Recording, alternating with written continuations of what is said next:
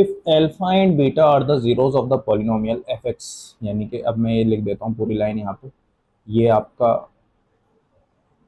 एक फंक्शन दिया हुआ है पॉलिनोमियल का 4x² प्लस 3x प्लस 7, ठीक है।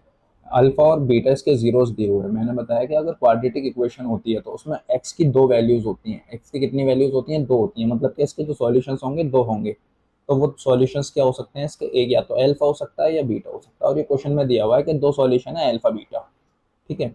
और ये अल्फा बीटा सॉल्यूशन इसमें दिए हुए हैं कि मतलब अल्फा और बीटा आंसर है, तो आपको जो वैल्यू बतानी है 1/अल्फा प्लस 1/बीटा की बतानी है, ठीक है। 1/अल्फा प्लस 1/बीटा की बतानी है। तो सबसे पहले इसमें आप एक चीज बताओ, सम ऑफ रूट्स क्या होते हैं? तो सम ऑफ रूट्स अगर बताओगे आप, सम ऑफ रूट्स, तो सम ऑफ रूट्स होता है माइनस का बी अपॉन ए, ठीक है। अब ये कहोगे इसमें माइनस का बी अपॉन ए कहाँ से? अगर आप इसकी जनरल फॉर्म लिखोगे क्वाड्रेटिक इक्वेशन की, तो ये होती है ax² प्लस bx प्लस सी, ये इसकी जनरल फॉर्म होती है, ठीक है। तो ये जो b है, ये जो b है, ये वाला b, ये a जो है ना 4 को डिनोट करता है, यहाँ पे 4 है। ये b आपको किसको डिनोट कर रहा है? 3 को। और ये c आपको किसको डिनोट कर रहा है? 7 को। तो अगर यहाँ से आप सम ऑफ रूट्स निकालोगे तो ये हो जाएगा माइनस का b अपॉन ए। अब माइनस का b की जगह पर क्या है? 3 है ना, तो यहाँ पे माइनस का 3 लिखोगे और a की जगह आप 4 लिख दोगे। इसी तरीके से प्रोडक्ट ऑफ रूट्स निकालोगे आप।